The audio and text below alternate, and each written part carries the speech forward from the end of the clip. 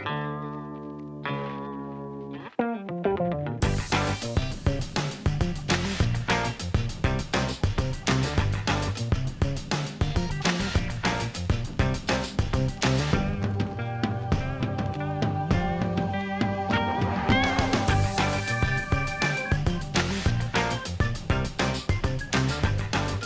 up, nerds? Welcome to Nintendo Pow Block.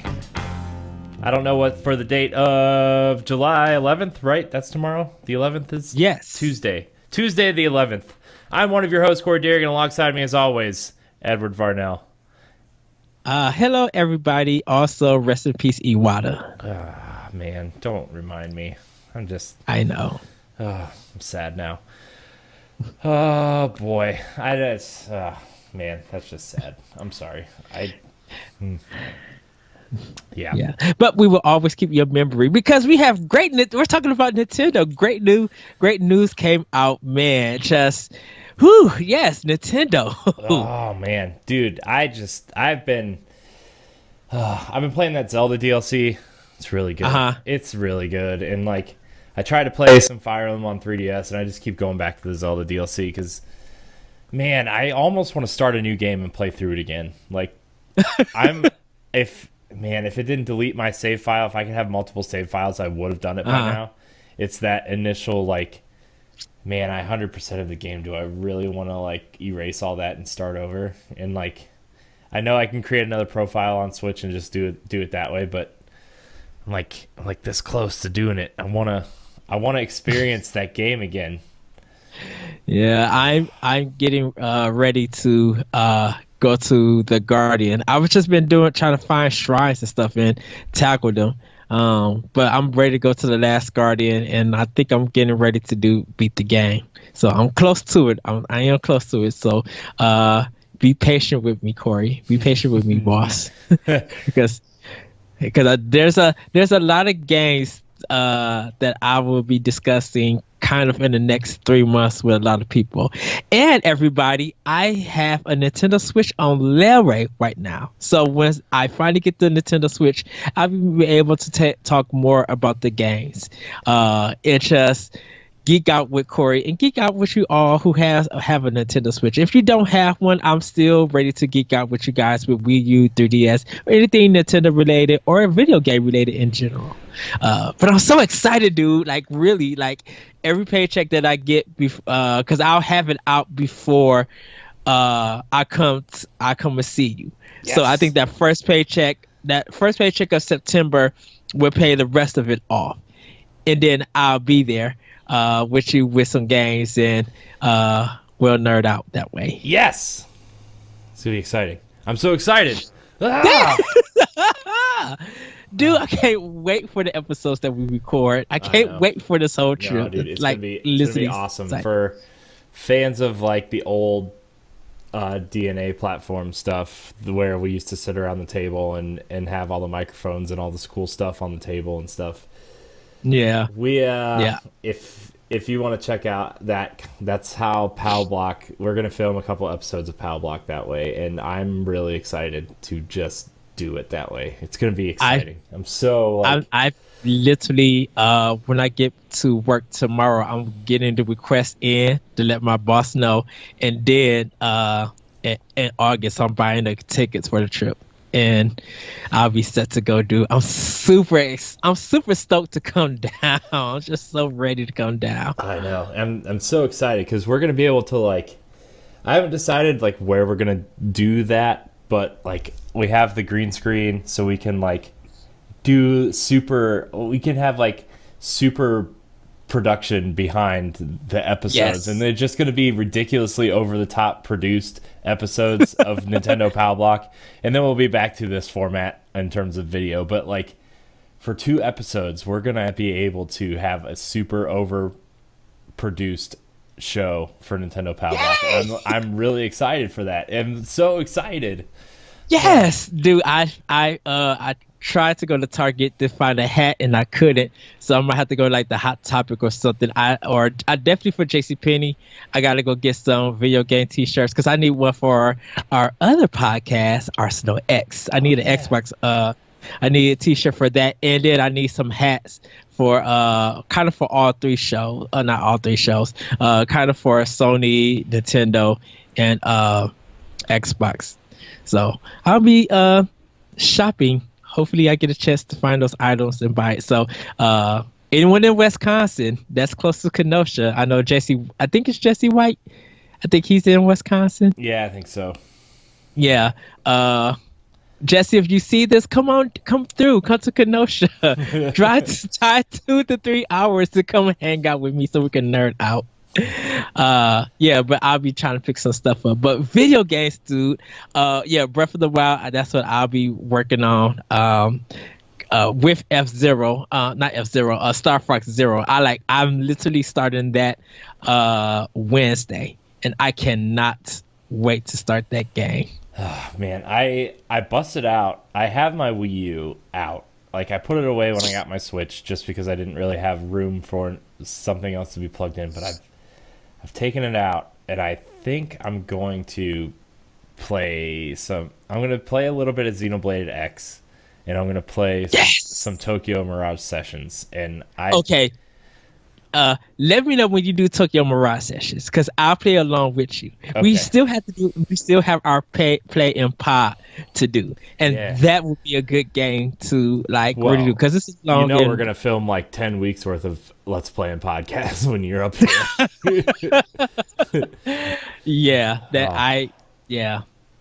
Dude,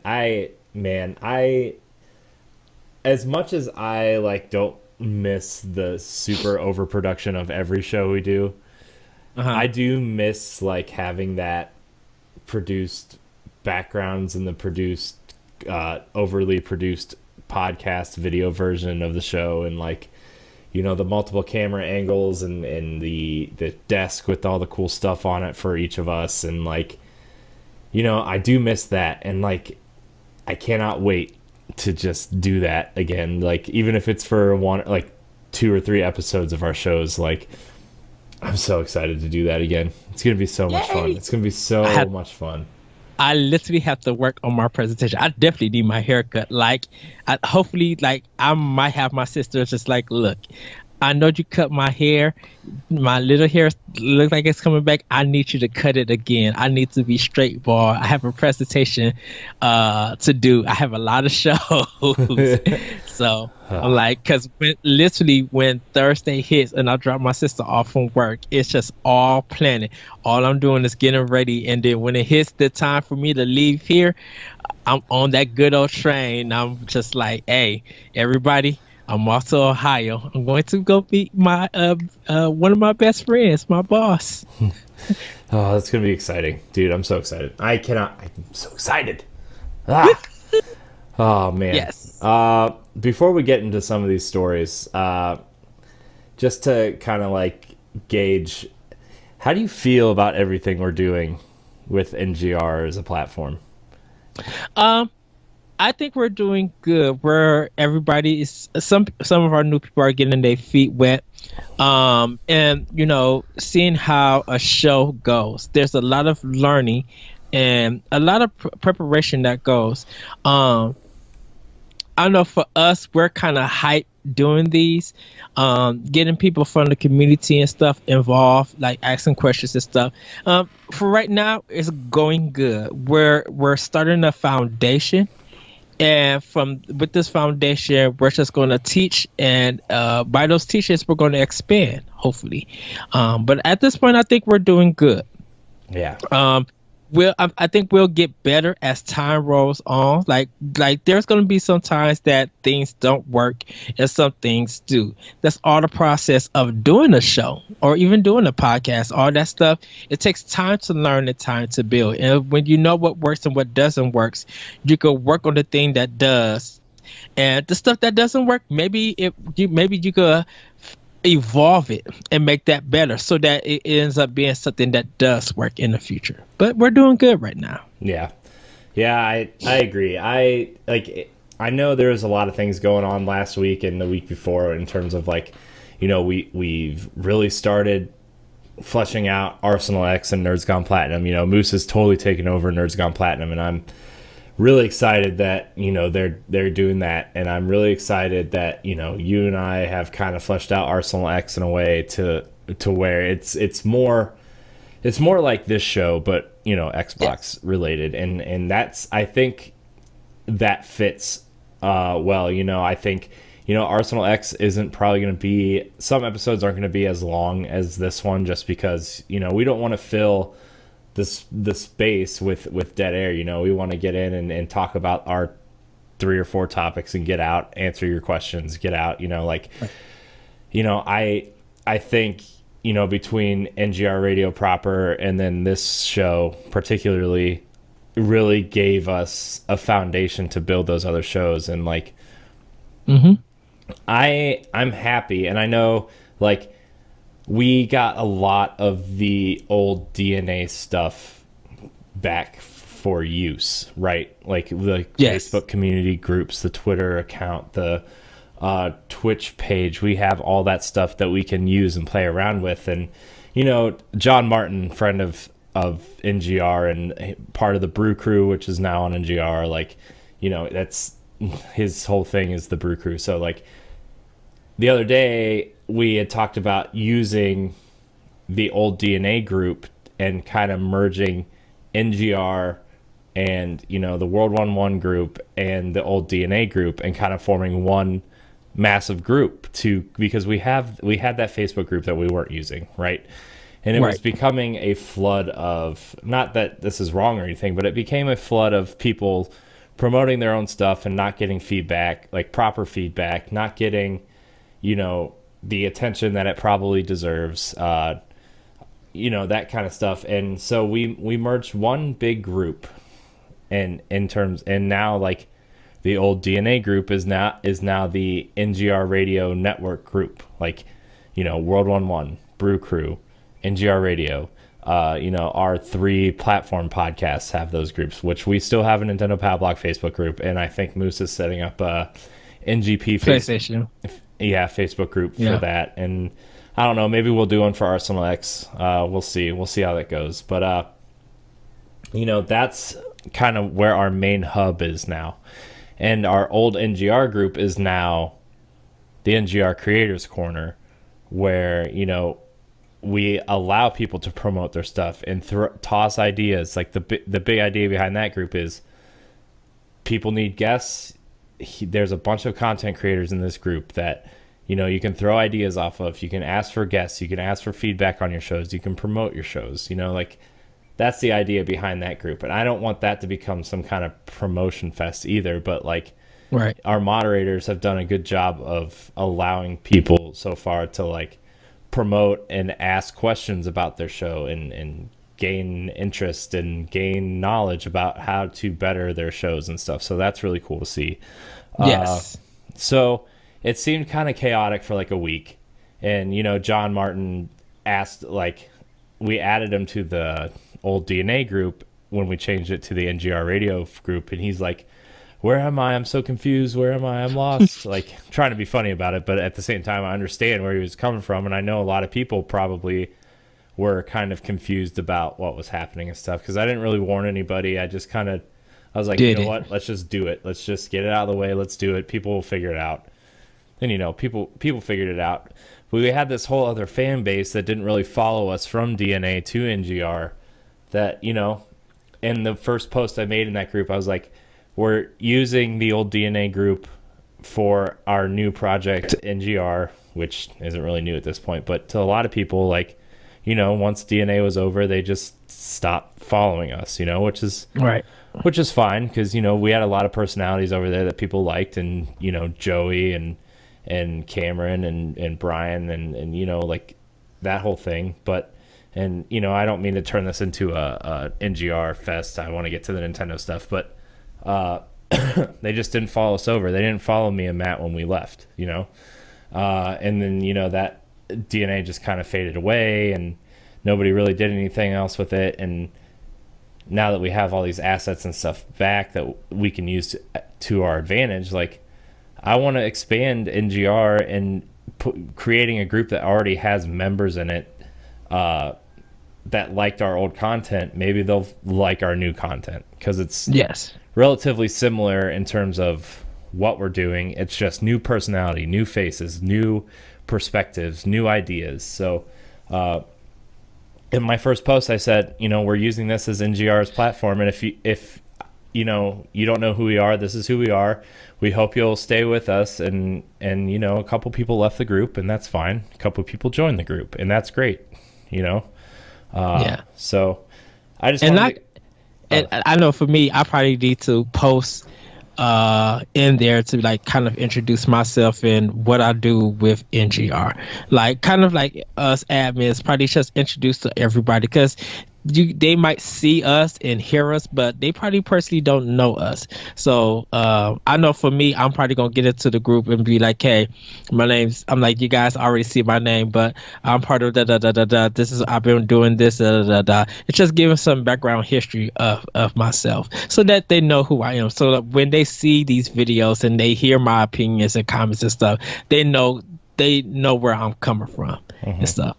Yeah, and I think maybe we should all do that at some point. Like maybe not all at the same time, but like, every day or so, one of us will post, here's who we are, what we do, and this is our part in the bigger role of NGR. And when I left DNA, I got a lot of messages, asking why I abandoned DNA and everything, and some of it was constructive, some of it was, be honest, it's the internet, the typical internet stuff. But like, and I understand why people left if they left, and people stayed if they stayed, or people joined the group. It's tough transitioning, and it's tough to convince people who are fans of your old stuff to come join your new stuff, and that's hard. But like, look what we've built in the 8 months that NGR has been a standalone thing. Look what you, me, and Matt starting as a foundation, and now, having Larry, having World 1-1, having Moose, and having Jason on the NGP side, and Jesse joining as a writer, and Jesse Douglas, who's been a huge community supporter. Right. I've been wanting to talk to him, maybe even being more of a community manager type role, and have him plugged in to some shows if he wants to do it. We have all these new faces and all these fresh ideas and all these fresh things going on that, like, I don't want people to feel overwhelmed, but at the same time, like, it's exciting. So that's kind of what I wanted to talk about before we got into the Nintendo stuff, and kind of make everything clear to people who have been listening for a long time, and maybe haven't visited the YouTube page or the website in a while, or ever, are just following us on Twitter, or just following us through Facebook, or just following us through, the audio versions of the show. I just wanted to be clear on what's happening in terms of NGR as a platform.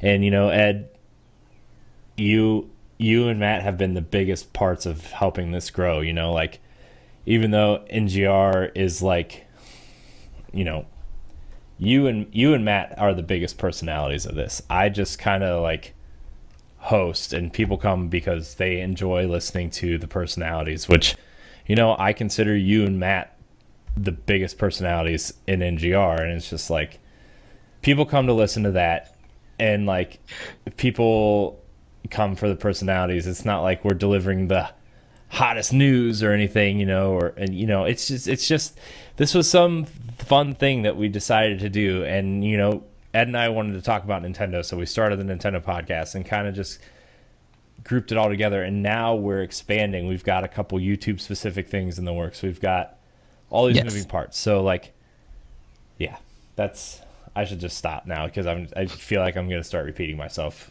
When I get excited, I start to ramble. When I ramble, I tend to repeat myself. So it just shows how enthused you are. Yeah, I want this to be a platform where people can share their ideas, can capitalize on their ideas, can write, can film a 5-minute vlog, can do a 15-minute show that they have an idea for, and if it works, it works, and if it doesn't, it doesn't, you know? Right. Like I told Matt, like, I don't want anybody to feel overwhelmed. And if one of us starts to feel overwhelmed with doing something, like, that show's getting pulled because A, it's not worth people getting overwhelmed, and B, it's like, you know, we want quality over quantity. And, you know, like, Right. There's 2 shows I would never pull the plug on. NGR Radio proper and this show. Those are my 2 priorities, right? And so, Yes. like, as much as I love doing Arsenal X, like, if either of us ever feel overwhelmed, like, we would pull the plug on that show because it's not worth, you know, hurting one of the major shows that we started with, you know? Yes. So, I mean, there's things that we're still fleshing out, things we're still learning, things we're still building, but at the same time, it's so much fun. It is so much fun. Excuse me, everybody. I had Mountain Dew, Cold Red, and Chinese food. So, did you have sweet and sour chicken? Please tell me you had sweet and sour chicken. No, I had chicken chow mein. Sweet and sour chicken is the best. Yeah, but then that gives me the runs, and I'm not trying to lose weight just yet. Oh, I am.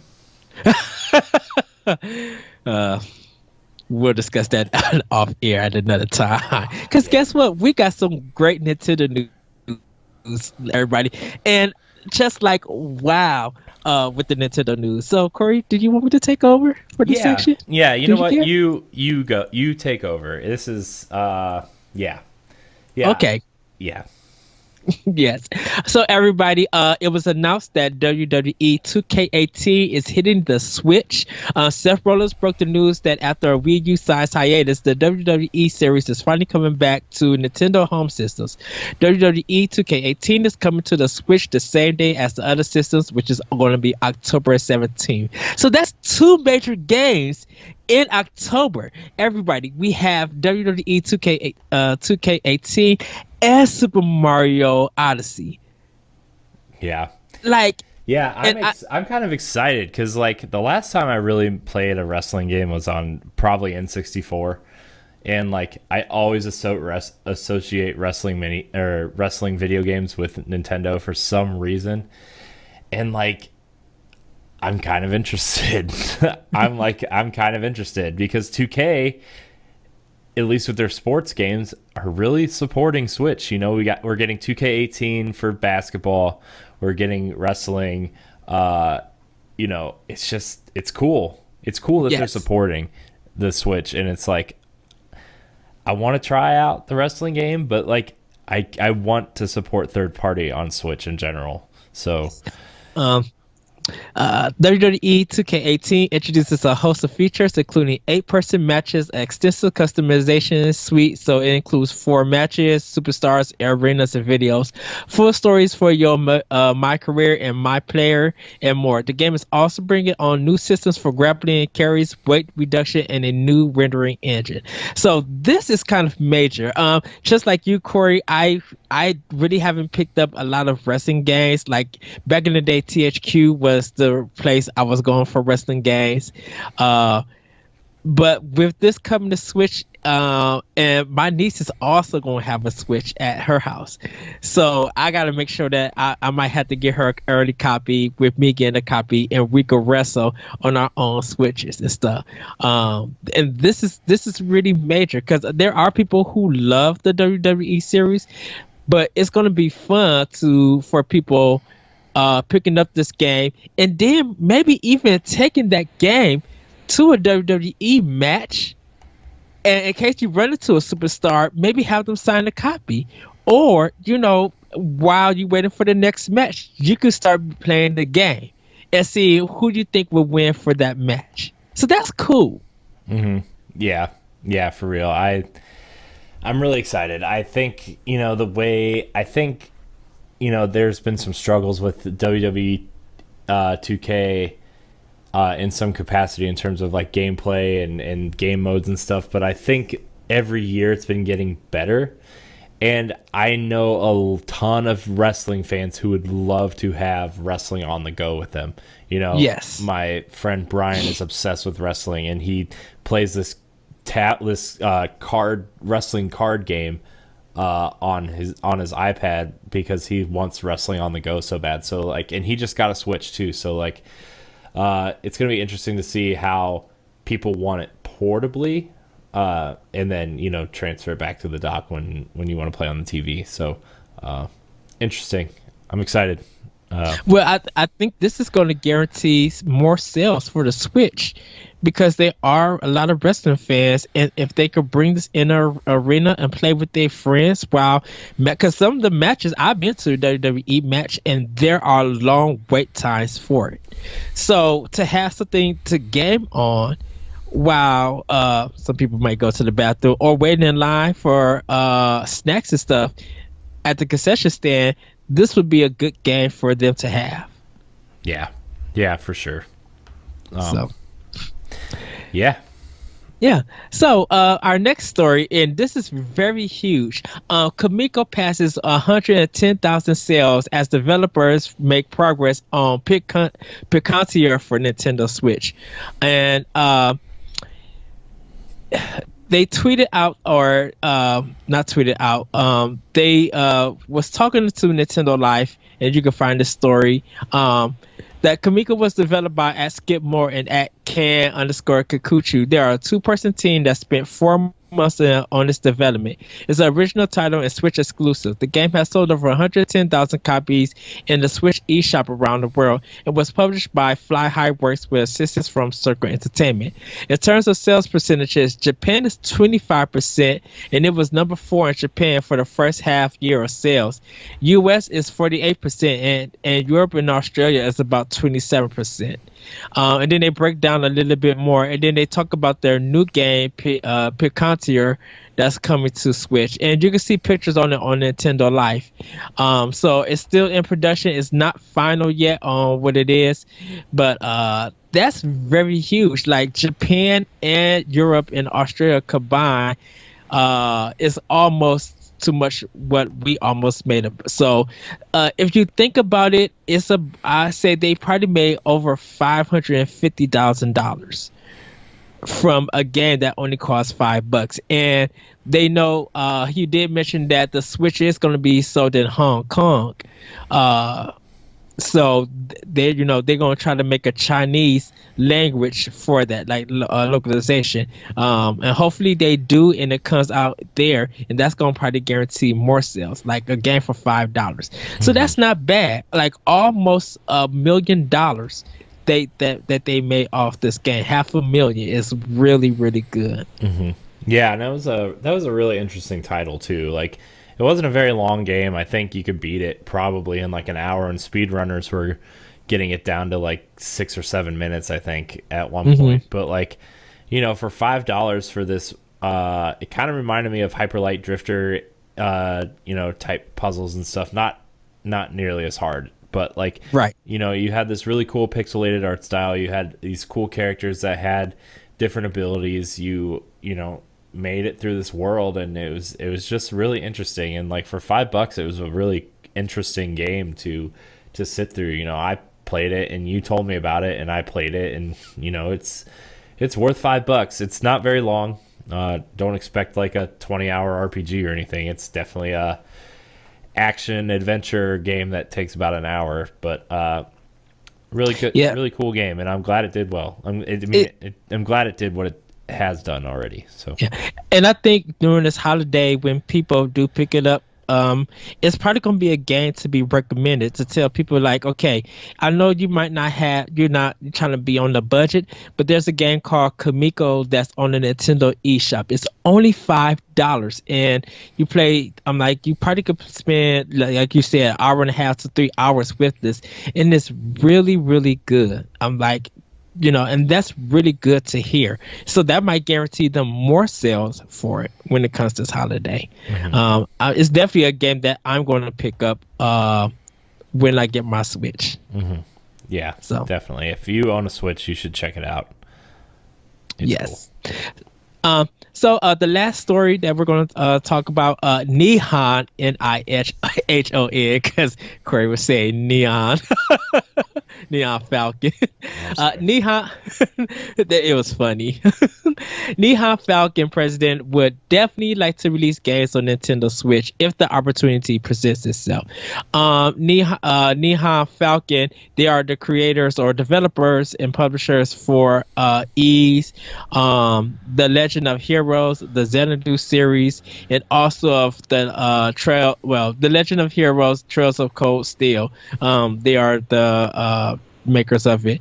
They did an interview with DualShockers, and Toshihiro Kondo commented saying that the Nintendo Switch is completely a Nintendo machine, and that's a really cool thing. And they spoke about the interest in bringing titles to the console. He said, yeah, if the opportunity presents itself, I would definitely like to get Falcon games on the Switch.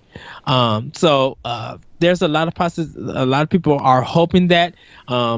The reason why I brought this story is because a lot of people in the comment section were on a wait and see an approach. And a lot of people have been doing that with a lot of developers and publishers. Is that they talk about how cool the Nintendo Switch is, or how they really like it, and they see a lot of people in their development teams coming to work with them. But not a lot of developers and publishers are willing to give full commitment to it. There's a lot of wait and see approach. Yeah, and like, you sent me that Lauren Lanning thing the other day, and like I don't really care about anything what he has to say. Like he's a good developer, and Oddworld is an iconic franchise, and I love Stranger's Wrath. I thought that was a great game, but like I try not to listen too much to what people have to say when they're kind of throwing other people under the bus. But he did make two really good points in what he had to say. And this is a lot of the reason why a lot of people, I think, are having a wait and see approach with the Switch is like, after a year out of the Wii's life cycle, who else was making money off the Wii besides Nintendo? You look at the Wii U, you look at the attach rates of the games, the top 15 games with attach rates are games that were either developed by or published by Nintendo. Like, who was making money off the Wii U besides Nintendo? And like, that's kind of a shallow way to look at it, but at the same time, it's a good point. But I think the Switch has a broad enough appeal, like the Wii, to where, like, the top selling game on Wii besides Wii Sports was Carnival Games, and that was not developed by Nintendo. You look at, multiplayer games like that, Boom Blocks, Right. And so I think a lot of people are waiting for that boom to kick in, which I think will be this holiday. This is the thing about the Wii part for it, is that even though a lot of people felt like a lot of companies wasn't making money off of it, you got to remember, in that time, if a game didn't sell on PS3 or 360, a developer was closing. So what would you rather do? Put a game out on Wii and not make as much but still be open, or put a game out on PS3 on the bigger developers companies for the hardcore or adult gamer and get your studio closed a week after the game comes out? Because I rather put my stuff on Wii and make some kind of money off of it. I don't want my studio closed that I've been making games for 15 or 12 to 20 some years, and I made history with games, and now because one game don't sell, I'm closed after you actually just brought us. Mm-hmm. I rather put my stuff on Nintendo and recoup some money. Mm-hmm. Yeah, and people. Oh, go ahead, Corey. Oh, I was gonna say, my thing is like, this company sounds like they publish a lot of like indie style games, which is where the Wii's develop, like where the most popular games on Switch are. Not Wii, Switch. Like, we see a lot of cool indie games coming there, and they have a large attach rate because, Nintendo hasn't put out a lot of games yet, and people are looking for things to play, and indie games are A, cheap, B, fun, and C, have a really cool draw to them because they're different. And like, I think, if you're an indie developer or an indie like a publisher that helps indie games get published and funded, like, I think the Switch, in terms of its portability, in terms of its versatility, like there's a lot of ways you can play your indie games with the Switch, and I think that they would be smart. Like, I understand someone like a bigger publisher like EA or Activision having a wait and see approach to Switch, which, you know, I'm getting NBA 2K18 and FIFA on Switch because I want them portably and I want them, you know, in my hands at all times. Like, I wish EA was putting Madden on Switch because that's the game I really want portably all the time. But, you know, in terms of indies, like, how many indie games have I told you that I've bought? Like, in the since I got Switch, probably about 15. Yeah, I probably have like between 15 and 18 indie games, and what I like, if these were on PS4 or Xbox One, maybe they would get ignored. Maybe I would look at them, but I probably wouldn't get them. But the fact that I can take them with me and have them portably and then play them on the TV, like, you know, I double dipped on Shantae, right? Because that game's amazing. I got it on Switch because I want to play it in my hands all the time. And, you know, Snake Pass was a cool game that probably would have gotten overlooked if so many people weren't pushing so hard for it on Switch, you know? And, like, Shantae, for me, I bought on Wii U. I'm going to buy it on Switch. And the thing with indies on Nintendo, on the Switch, is that they're getting more marketing. They're getting more sales because they're being noticed. Being on PlayStation and being on Xbox, if they would come out, those things get shoveled by the side or overshadowed by like Destiny or Call of Duty or some big name title. Like, you know, people get on Nintendo of not marketing their games and as such.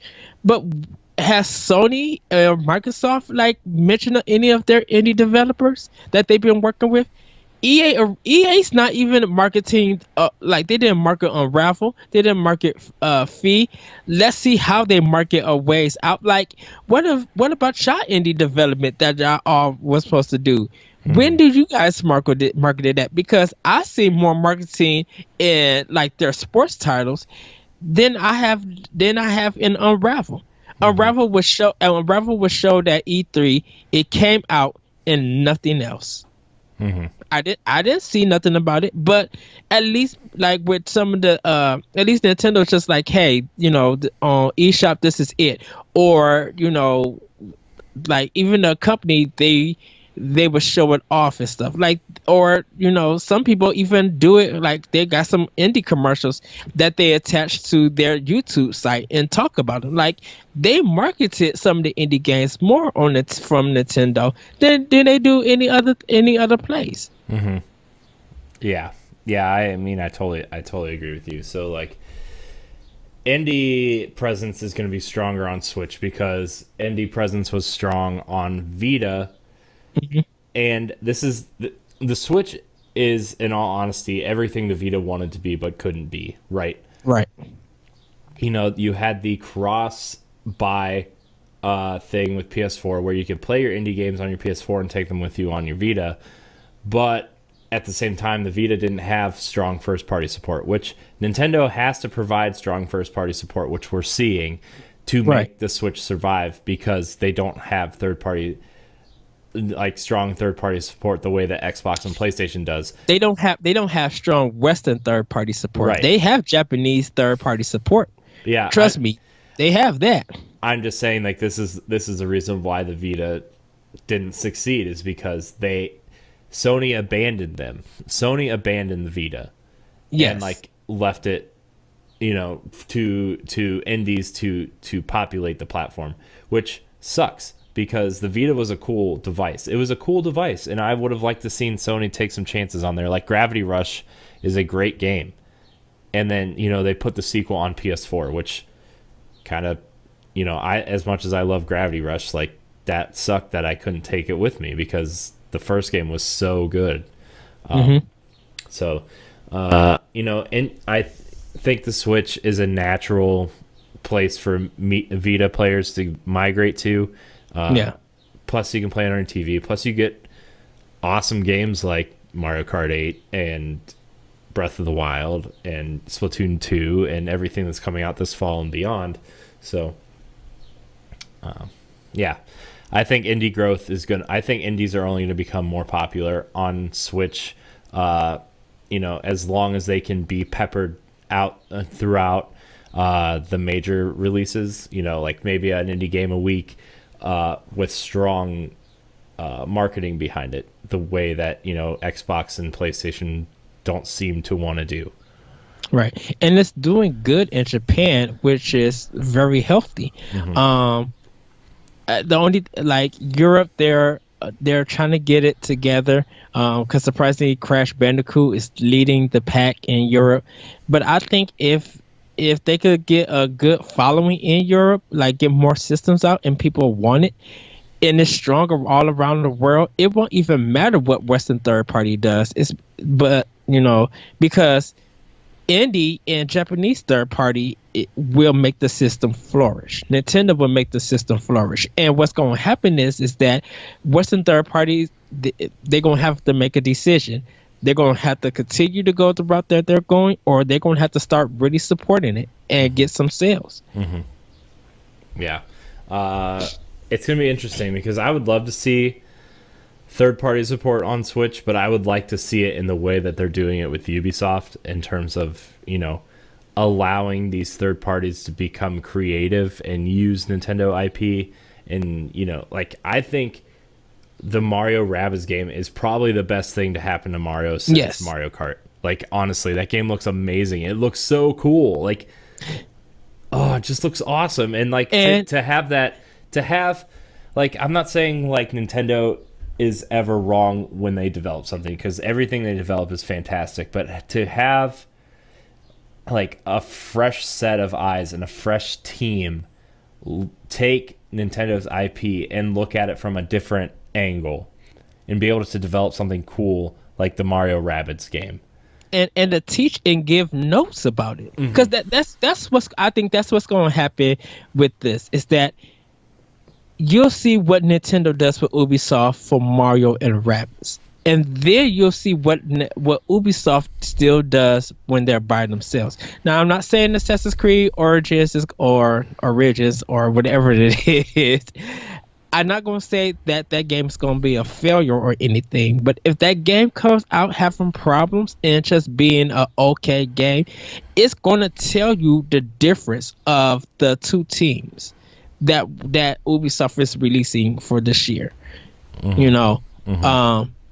It will show that, okay, you guys got to work with one of the best developers and publishers in the video game industry, and you guys were able to create that.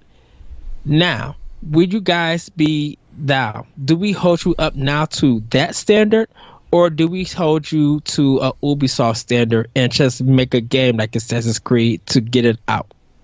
Mm-hmm.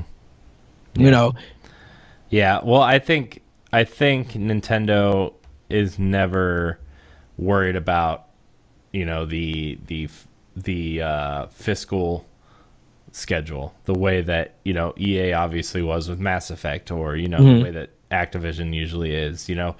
I think Nintendo, I mean, if they were concerned about that, Zelda would have been out 3 years ago, right? Yes.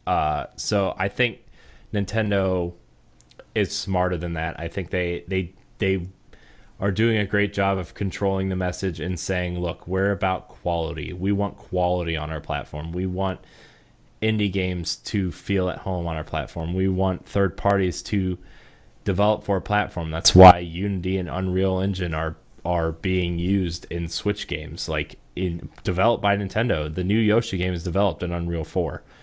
So right. Nintendo's trying to prove to these third parties that, hey, bring your game here. It's easy to develop for. We're using this mobile chip that's easy to develop for. It's the equivalent to what PS4 and Xbox One use in terms of they're using the x86 architecture, which is basically a PC. Well, this is the mobile equivalent of that. So please, it's easy to develop. Please come to our platform. They're doing everything they can to A, control the message, and B, show that the Switch is a viable platform. And I think it's going to sell really well. I don't know if it's going to hit Wii numbers, but I think this could sell easily 3DS numbers at least. Mm-hmm. Probably more. I honestly think that. Maybe not right out the gate, but this thing's going to have legs 4, 5, 6 years down the road when we're talking about this, Right. And I think it's going to have a strong library physically and digitally. Right. Because when I get in my Nintendo system, sorry, I was about to sneeze. When I get my Nintendo systems, I know I always say I'm going to get good first party support. But I like the weird and quirky games. So I would try that with these other third parties that a lot of people don't pay attention. Yeah, it might be bad, but you know what? I played bad games from the NES days that I think that are classics because they was at least trying to do something. And they didn't set out to make a bad game. It's just that some maybe budgetary reasons, or maybe they didn't have time to get things fixed, and they had to get the game out. I'm up to that challenge to play something like that and enjoy it.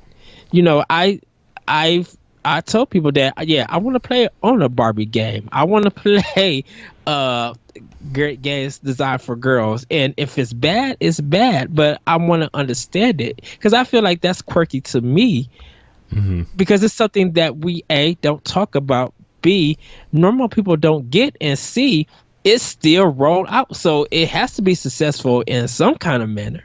And that's what I love when I get out of Nintendo systems.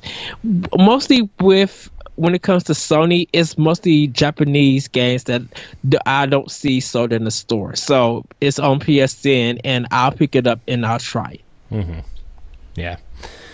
Yeah, it's Nintendo has come out strong with the Switch.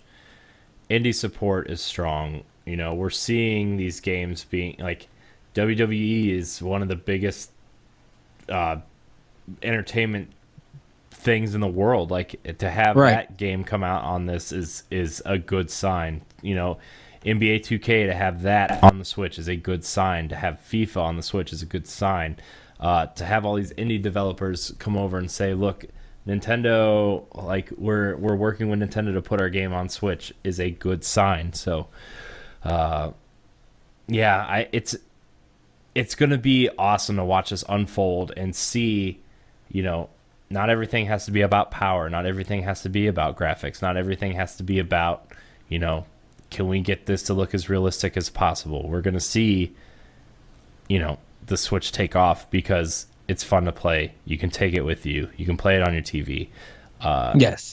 These are the things that I think are becoming more important to people instead. And like, there's always going to be the people that are obsessed with power, and that's fine.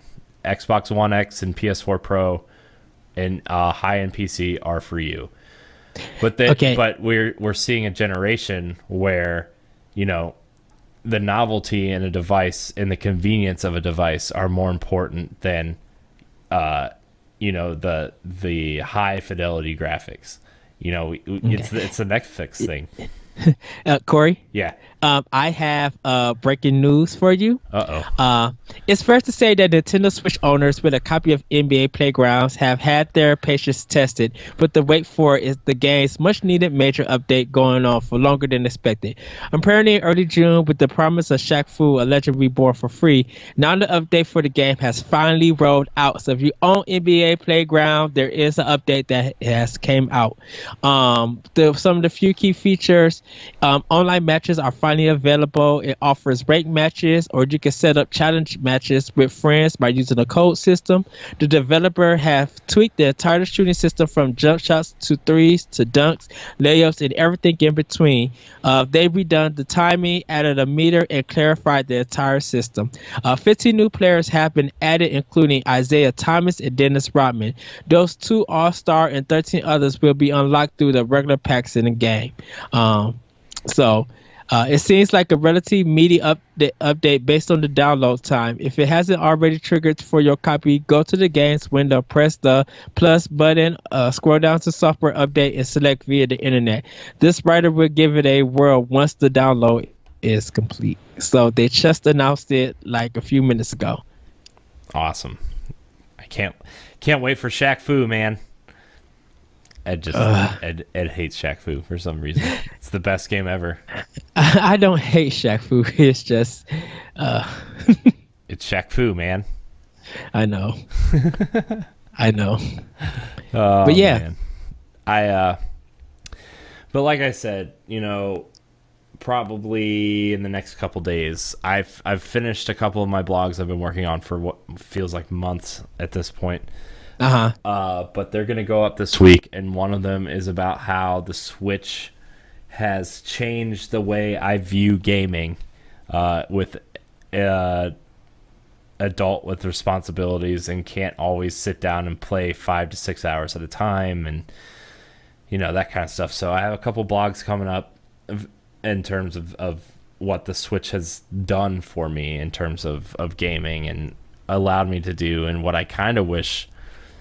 I almost wish Xbox and PlayStation would just totally rip them off at some point, because I love that I can just play games on my couch, and then when my wife goes to bed, I just put the Switch in the dock and pick up my Pro Controller and keep playing. Like, it's such a fantastic idea and such a fantastic device that, like, I don't know. I just don't know what to say about it anymore, man. It's just, it's great. It just hit the spot. It just got it right. Yeah, it does. But is there anything else we need to touch on before we get out of here? If anyone have not seen the Castlevania TV show on Netflix, do watch that 4 episode. It's really good. It probably in real time maybe take you like an hour and 20 minutes. But it's really, really good. I watched it Friday. It's only 4 episodes, right? Yeah. There is a season 2 that because it got renewed, and it's going to be 8 episodes. Cool. Yeah. Yeah. So, one other thing. If you guys have questions for us for our Friday shows, I'm setting up an email address for it. nintendopowblock@gmail.com. You can go ahead and send it there until we get a proper address for NGR Radio. So you can go ahead and check that out. Ed, where can we find you? You guys can find me on Twitter at ThatRetroCode. You can hear my podcast, Optional Opinion, on SoundCloud, iTunes, Google Play, the Anonymous Radio Network.podbean.com, and other podcast apps. And definitely you can check it out here on NGR Radio. My recent episode that I released that's really getting us discussion. Did the PlayStation 4 get a pass? And I really want you guys to listen to the episode and let me know your thoughts about it. You can check my writings on NGR Radio. This coming Wednesday, I will be having, well, after you actually see this, I'll have a review up for Stories, the Path of Destinies that I played on PlayStation 4. I actually beat the game today, but I still got to go back and try to unlock everything else. But I will have a final review for that. I also will have a review up for a game called Submerge. And then I will be having 2 blogs about Mass Effect Andromeda, and I will be having a blog about Zelda in general. I have another blog for that one that might make some people upset about it. It's going to be very interesting to see what people think on what I have to say about that. Also check out my series, Optional Opinion, the blogs on IGN.com under Anime, ENIME, and check out my retro blogs, The Moment, at SkirmishFrogs.com. And also check out World 11 Podcast at ShoutEngine.com. Yeah. And part of NGR Radio. Yeah. And Arsenal X. Yes. Okay, so you can find me at Corey and HD on Instagram, Corey Hudson and HD on Twitter. You can find me on Nintendo Pow Block, NGR Radio, and Arsenal X, and periodically on World 11. Let's see what else. Come subscribe to our YouTube. We are working really hard to do breakouts of our episodes. We're working really hard to give you the content that, some people have asked for, some people are wondering if we were doing. So check out our YouTube page. It's doubled in subscriptions in the last 2 weeks, so I'm proud of that. Yay! Now when you see the subscriber count, you're not going to be impressed, but I'm happy with the growth of the YouTube page in general. Check out our website, ngrradio.com. I have my long overdue Legend of Zelda Breath of the Wild review going up. It's up, actually, if you're listening to this, so go check that out. 2 more blogs coming from me this week in terms of, what Zelda means to me in terms of my life and how the Switch has changed gaming for me as an adult. So check those out later this week. And join our Facebook group, facebook.com/group/Nintendo Pow Block. Join the NGR Radio Network Facebook group that is now facebook.com/groups/NGR Radio Network. If you're a creator, join the Creators Corner. That's a positive place where creators can throw ideas back and forth. We're going to reopen our Destiny group soon, so that's going to be a thing.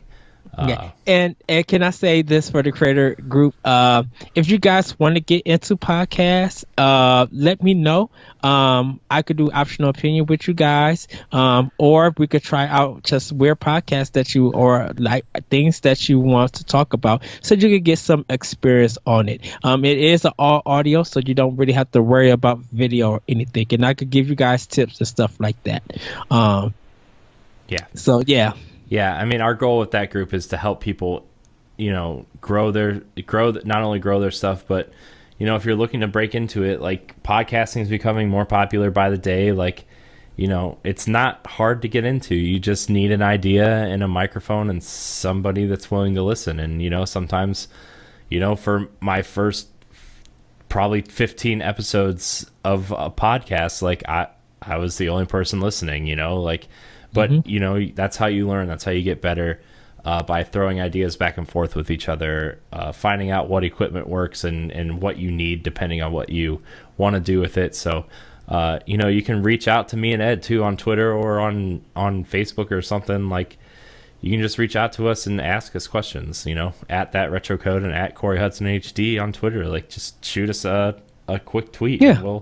We'll get there. My notifications are on. Trust me, I want all the feedback and questions that we can get. So, right. Tweet at me at That Retro Code. I'm willing to help you guys. Corey and I is really willing to help you guys to get started. If you want to know how mics cost, setups and all the equipment and stuff, if you really want to get invested, we guys can help you guys with that. Like there's a way to do it that is affordable, and there's a way to do it, to make it sound good. And there's free programs out there for people. Like Audacity is a good one. If you're a Mac owner, GarageBand's a good one. So just shoot us a message. We'll get you there. We will help you get there, and then you can come on one of our shows to promote your new stuff and join the community. It'll be fun. It's a good time. Yes. So. Anyways, let us be your Nintendo. Anyways, thank you so much for watching and or listening. Like, subscribe, and share. Rate us, all that good stuff. And until Friday, we're out. Bye, everybody.